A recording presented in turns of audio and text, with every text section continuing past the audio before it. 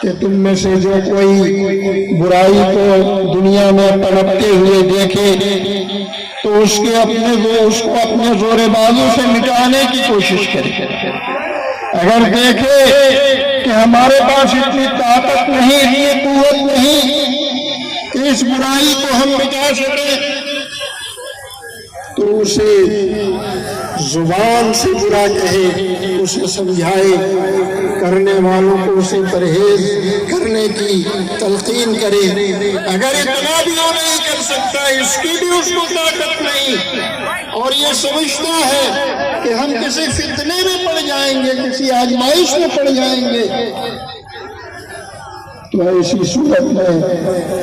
اسے اپنے دل سے برا مانے اور اس سے رسم و راہ نہ رکھے۔ اور یہ کہا گیا کہ یہ ایمان کا ادنا درجہ ہے کہ اس کو دل سے برا مان رہا ہے، بلکہ